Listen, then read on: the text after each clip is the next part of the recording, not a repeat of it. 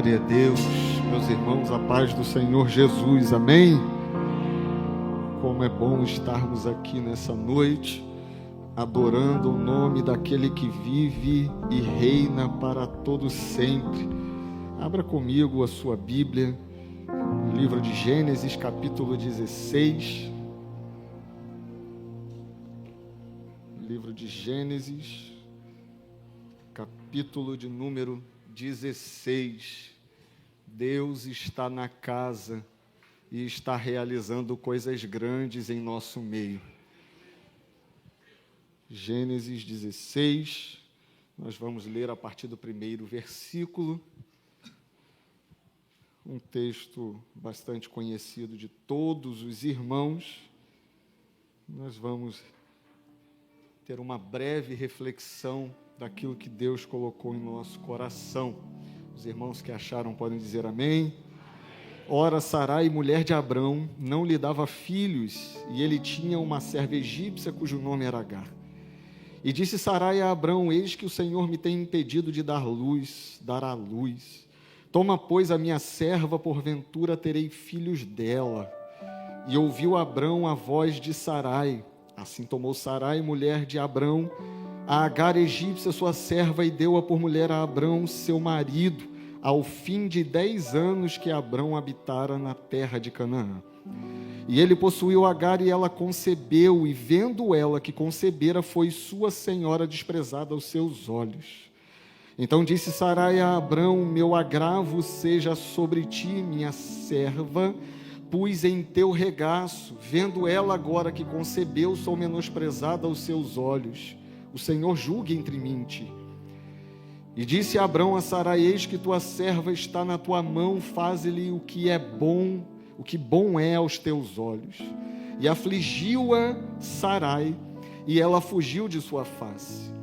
E o anjo do Senhor a achou junto a uma fonte de água no deserto, junto à fonte no caminho de Sur.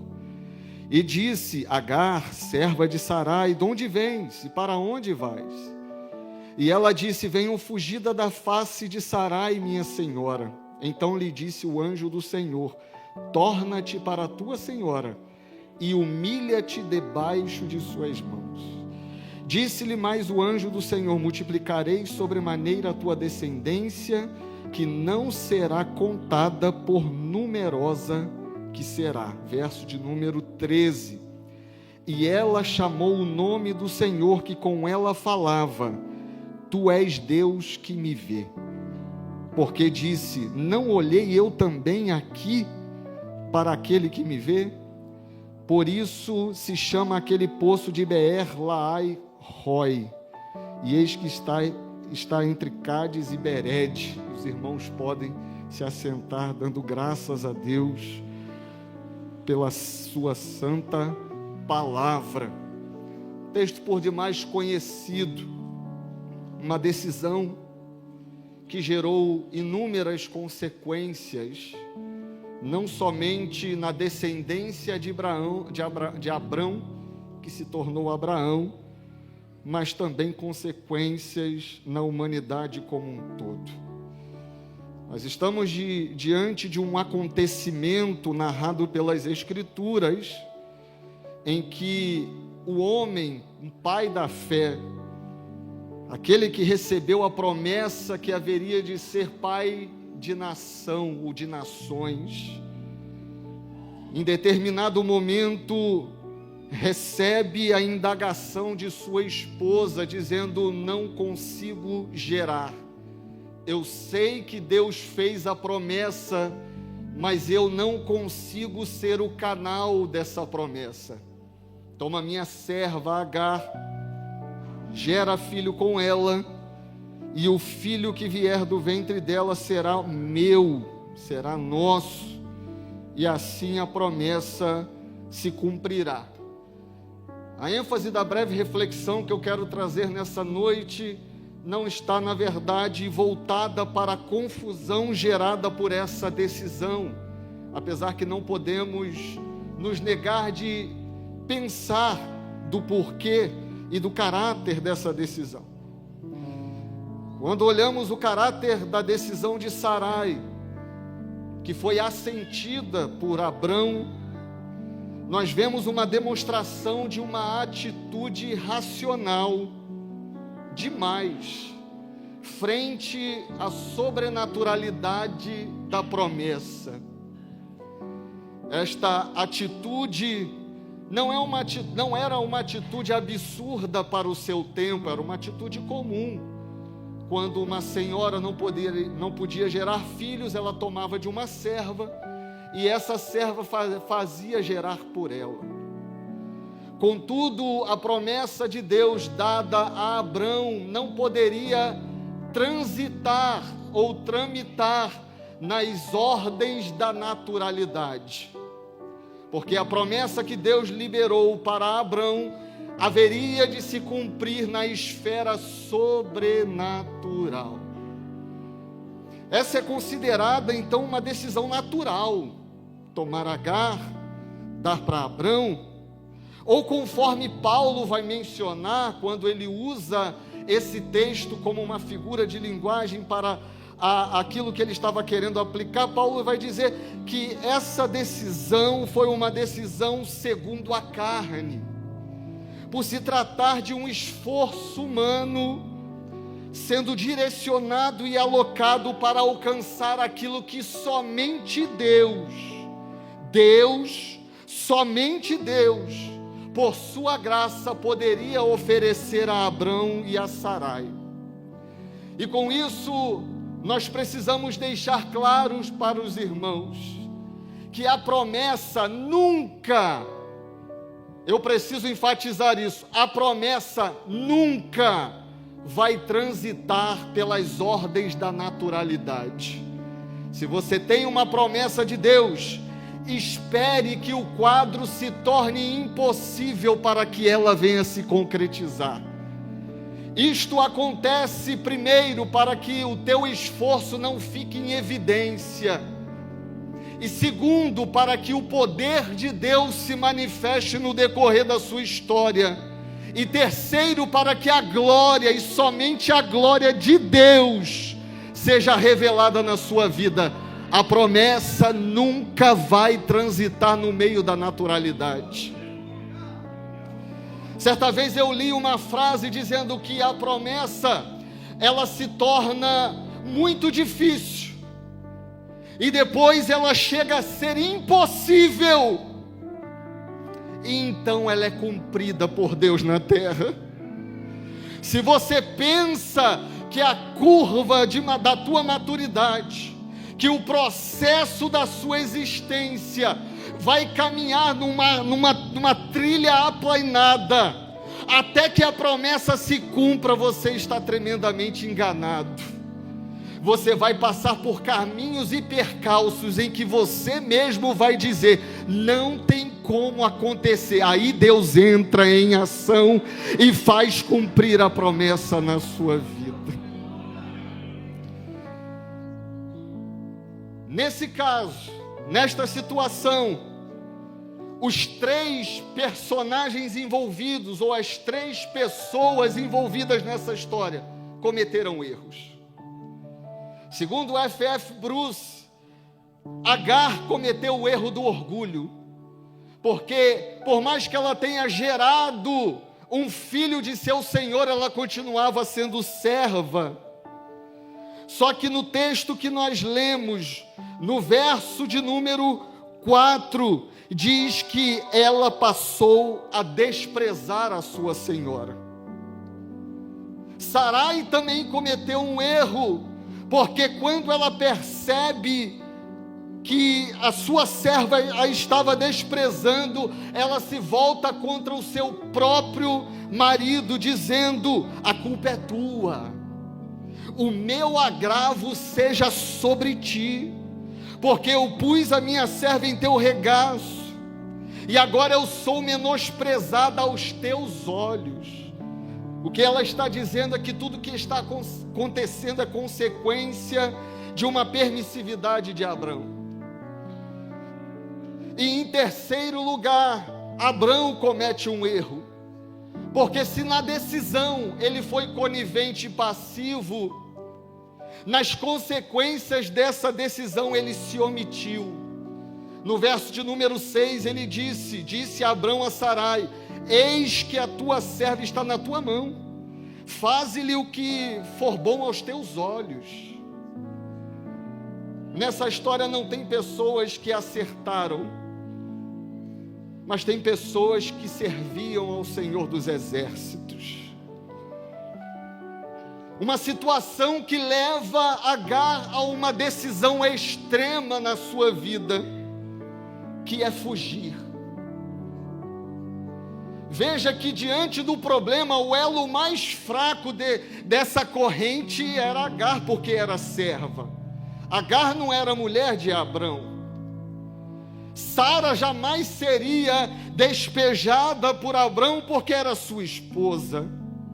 Abrão era o patriarca desta família e jamais seria desprezado. E aí, dentro dessa história confusa, o elo mais fraco ficou para Agar. Já que Sarai estava se sentindo desprezada pela sua serva, e já que Abrão não estava nem aí para a situação, Agar começa a sofrer as consequências. Primeiro, o texto nos afirma que Sarai começa a maltratar a sua serva Agar. A NVI vai dizer: a maltratou tanto. A King James Fiel vai dizer: a tratou severamente. A King James atualizada expressa: maltratou de tal maneira. A Nova Almeida atualizada vai dizer: a humilhou. E a NVI de 2023, a última atualização, se refere a essa expressão como a oprimiu tanto. A pressão sobre Agar chegou a um momento tal que ela não suportava mais. Quem deveria ser a responsável pela proteção de Agar se omitiu. Quando Abrão disse: faça com ela o que achar melhor.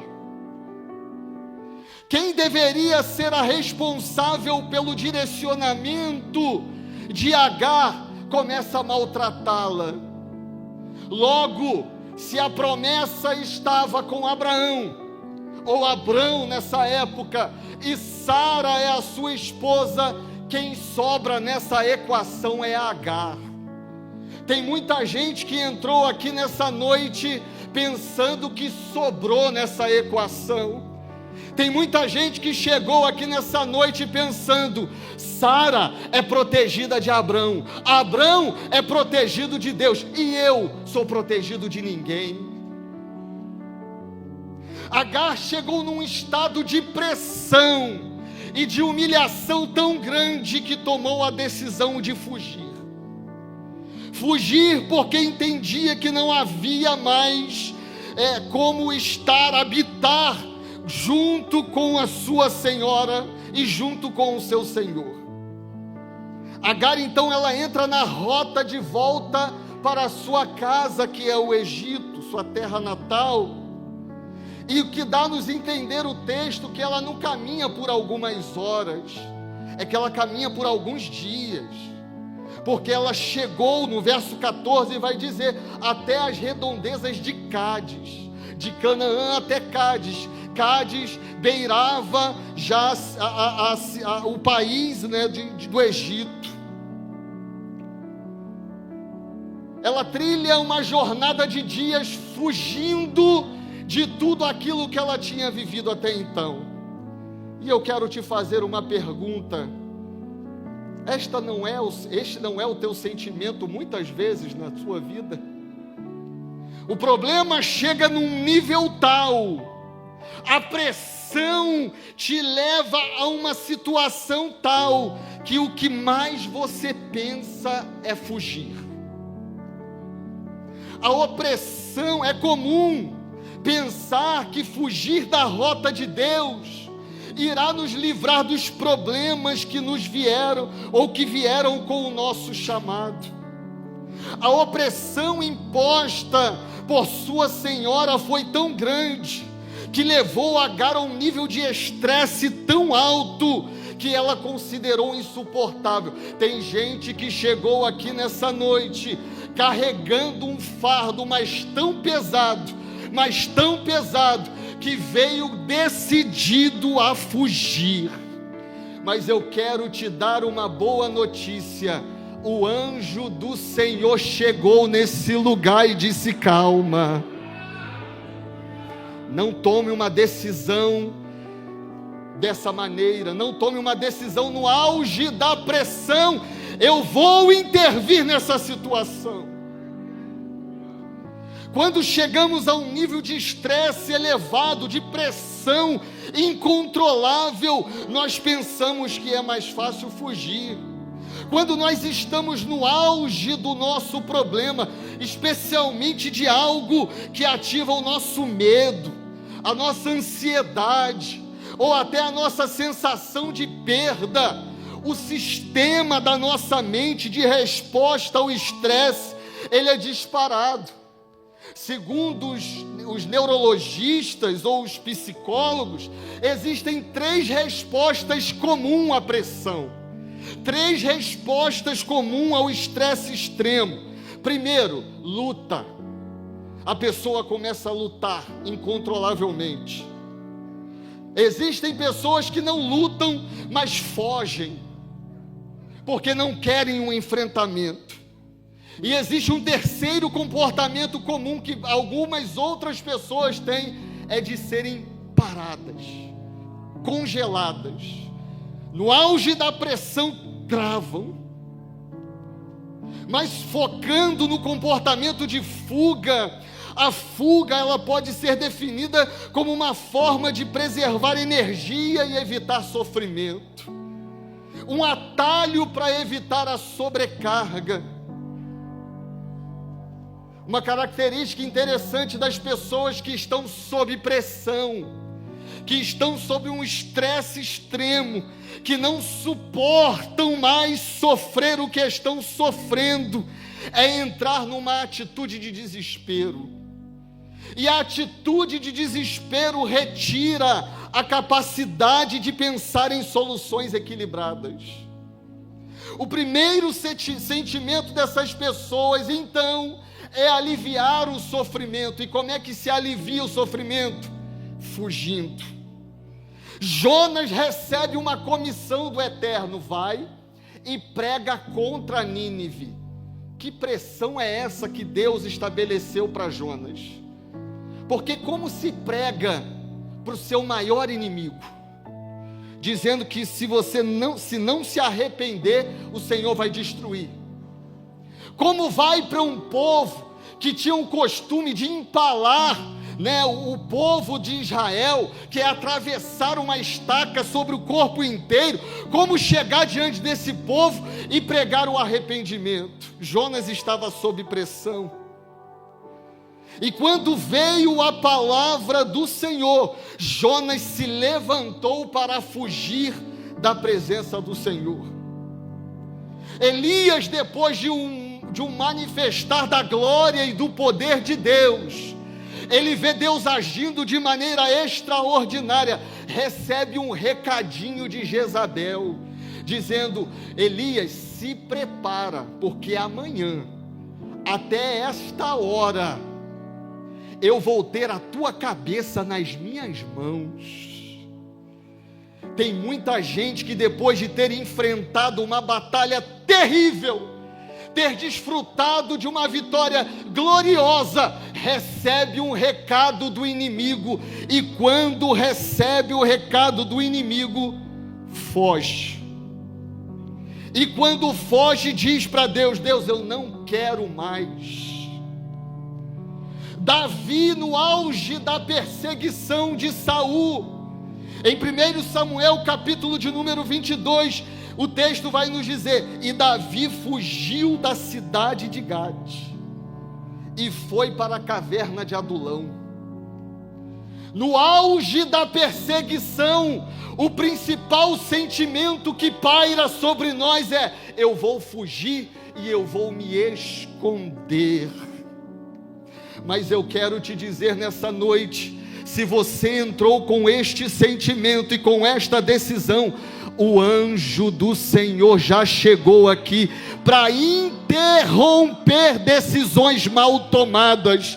Você pensa que vai largar de qualquer jeito, você pensa que vai fugir de qualquer jeito. O anjo desceu nessa noite e o recado do céu para a sua vida é: calma, eu vou botar as coisas nos seus devidos lugares. A situação está caótica, mas calma, eu desci para resolver.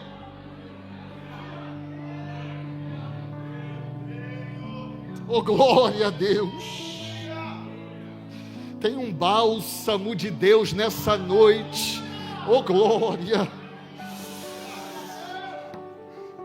A dor já não vai ser mais insuportável, porque a graça de Jesus te basta.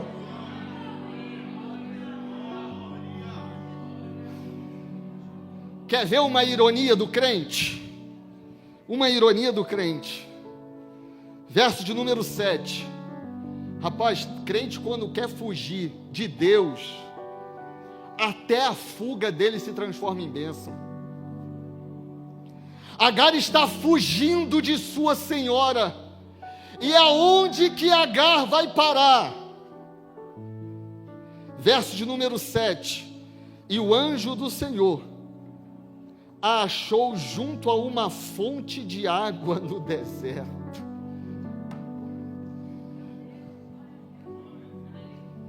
O crente está pensando que vai fugir da presença de Deus. Tem gente dizendo: eu vou acabar com o meu relacionamento. O crente chega e fala: eu vou fugir do lar da minha família porque eu não suporto mais. E vai para onde? Na fonte de águas.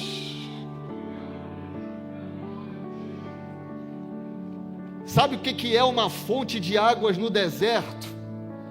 É um lugar de pausa temporária para reabastecimento.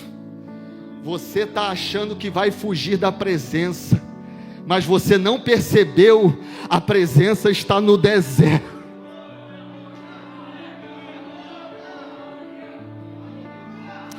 Tem gente pensando: eu prefiro morrer no deserto do que suportar a humilhação. Você não percebeu que no teu deserto Deus já colocou uma fonte. Aquilo que você pensa que é uma parada, para Deus é um momento de reabastecimento. Oh, glória! Meu Deus, parece que eu vejo o eterno te dando corda, mas chega um momento em que ele puxa, dizendo: você vai até aqui, mas agora você volta.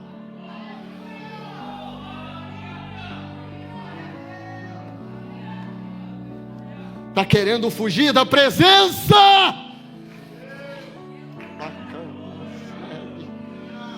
A fonte está te acompanhando aonde você for. Glória. Eu preciso terminar. O anjo pergunta para ela de onde vem e para onde vai. Se percebeu o desespero de Agar, que ele fez uma dupla pergunta: de onde vem e para onde vai? Ela diz: eu estou fugindo de Sara, minha senhora. Ponto. O desespero de Agar era tão grande que ela não tinha um destino certo. Ela só sabia de onde está fugindo. Meu Deus. Tem gente que só quer saber de fugir do seu passado. Deixa eu trazer uma palavra dura, mas que cura. Uma palavra que machuca, mas depois sara. Deus não vai permitir que você fuja do seu passado, enquanto você não entra em acordo com Ele. Enquanto você não tratar o teu passado vai continuar no teu presente.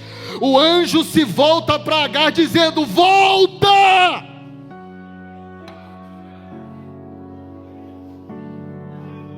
Você foi orgulhosa, volta!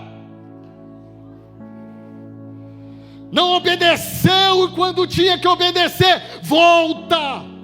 Mas agora, você não volta com o nariz em pé. Você não volta achando que é o último biscoito do pacote, porque você gerou aquilo que a tua senhora não podia gerar.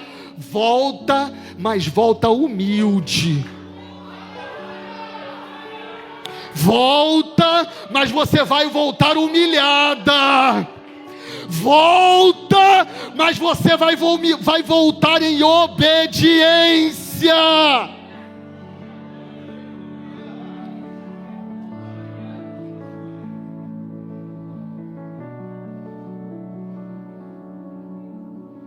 Meu Deus do céu. Depois que ele diz, volte para a sua senhora, no verso de número 10, o anjo do Senhor libera uma promessa. Multiplicarei os seus descendentes de tal maneira, que ninguém os poderá contar. Se falar isso para ímpio, o ímpio vai chamar a gente de doido. O que? No deserto, fugindo do passado, esperando o pior para o seu futuro, achando que pode morrer ou sofrer algo terrível, o anjo do Senhor vem e ainda libera a promessa. Eu preciso dizer isso para a igreja. No meio do teu deserto tem promessa de Deus descendo para a tua história.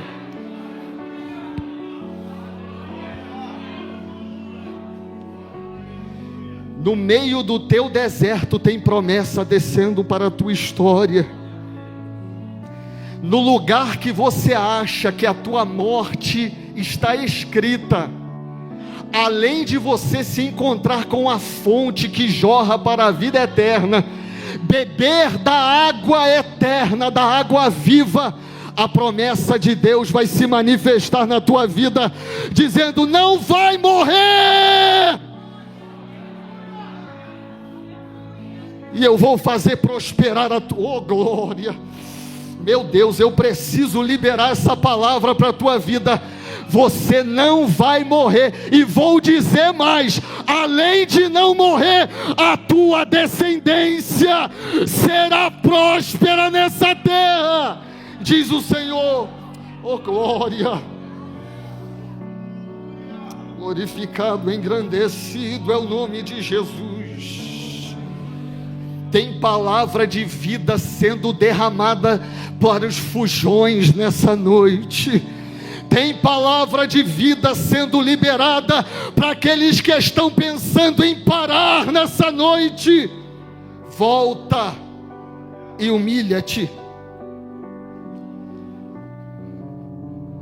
Quando ela ouve estas palavras,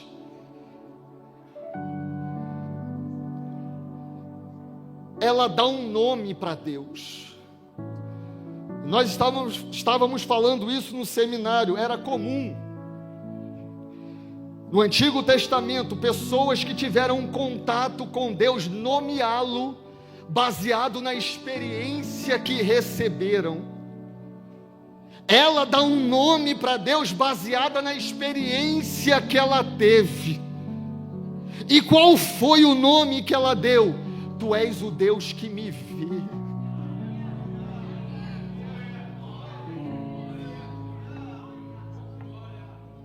Maltratada por Sarai, abandonada por Abrão, quem é que pode vir em socorro desta pessoa? Escrava, oh glória, meu Deus.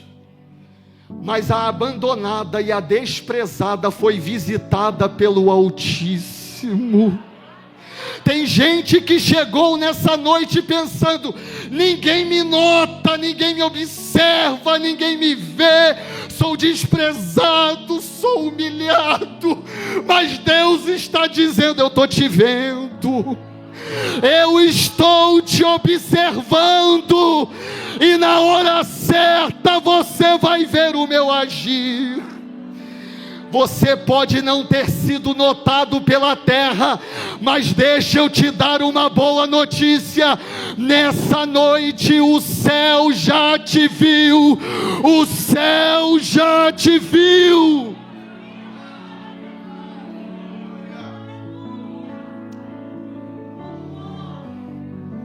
Tu és Deus que me vê. Oh glória, meu Deus. Ah, mas ninguém me dá a oportunidade. O céu está te vendo.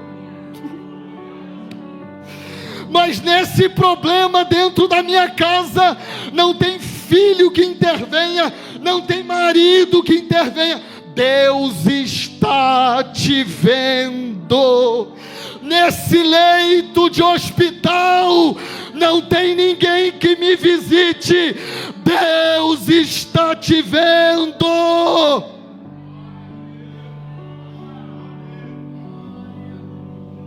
E chamou ela. O poço de Beer Lahai Roi, que quer dizer poço daquele que vive e daquele que vê. O teu Deus não está pregado numa parede, meu irmão. O teu Deus não está relegado em páginas antigas, meu irmão. O teu Deus vive e o teu Deus vê. Você chegou nessa noite no lugar onde Deus vive e vê. Você apresentou-se nessa noite diante da presença daquele que vive e que vê. Calma, Jesus está entrando nesse... Deus, Jesus está entrando nesse negócio. Ele vive e Ele vê. Ele vai fazer algo em teu favor. Povo de Israel no Egito, clamando pelo Deus Todo-Poderoso. Deus ouve a aflição do seu povo.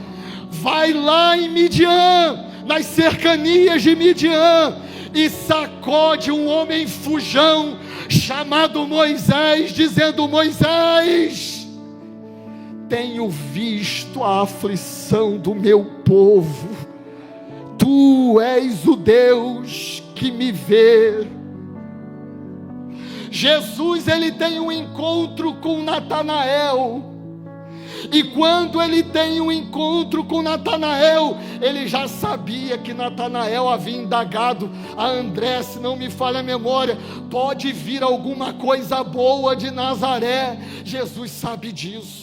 Mas quando Jesus vê Natanael chegando, ele diz: aí está um verdadeiro israelita, em quem não há falsidade. Natanael fica assustado, dizendo: de onde você me conhece? Jesus responde: eu te vi quando você ainda estava debaixo da figueira. Eu te vi. O que Natanael estava fazendo debaixo da figueira? Eu não sei. Talvez Natanael estivesse reclamando com Deus. Talvez Natanael estivesse refletindo sobre as aflições da vida. Eu não sei o que o Natanael estava fazendo debaixo da figueira, mas de uma coisa eu sei: Jesus viu Natanael. Eu não sei o que você estava fazendo debaixo da figueira, mas uma coisa eu sei: Jesus te viu. E porque Ele te viu, a tua vida foi poupada pelo Altíssimo, a tua história foi mudada pelo Altíssimo. Mas a gente era Agar,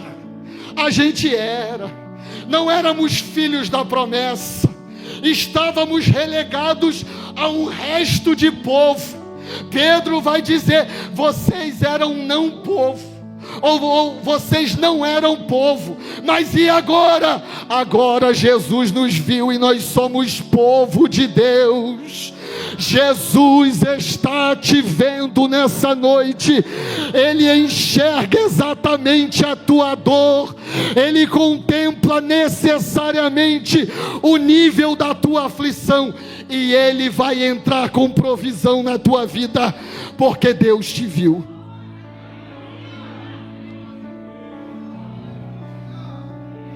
Eu queria convidar a igreja para se colocar de pé nessa hora.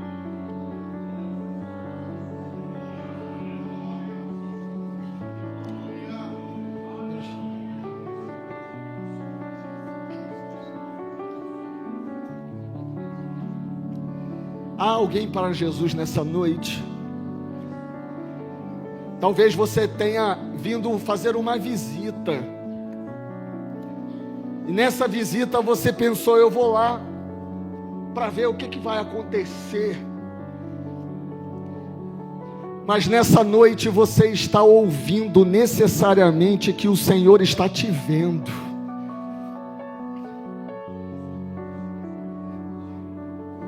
Não saia daqui nessa noite sem reconhecer que este é o Deus que está te vendo. E porque Ele está te vendo, Ele está vindo em teu favor. Você não vai voltar para o Egito, não. Jesus te tirou do Egito e para lá você não volta, você vai voltar para Canaã. Mas lá eu fui ferido, você vai ser sarado lá em nome de Jesus. Mas lá os homens me maltrataram, é naquele lugar que você foi maltratado e que Jesus vai tratar contigo. Onde está a primeira pessoa para Jesus? Não saia nessa noite sem ter este encontro verdadeiro com Jesus, porque Ele está te enxergando. Você diz: mas não pode me enxergar porque eu estou numa situação lastimável. Jesus está dizendo: eu estou te enxergando nas tuas fraquezas. Eu estou te enxergando nas tuas fraquezas.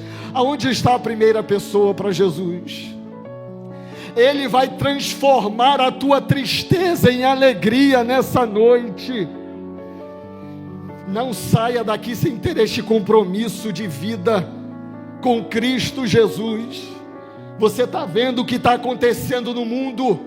Aqui não vai sobrar mais nada para você, mas eu quero te dar uma boa notícia. Há um lugar no céu reservado para a tua vida, aonde está a primeira pessoa para Jesus.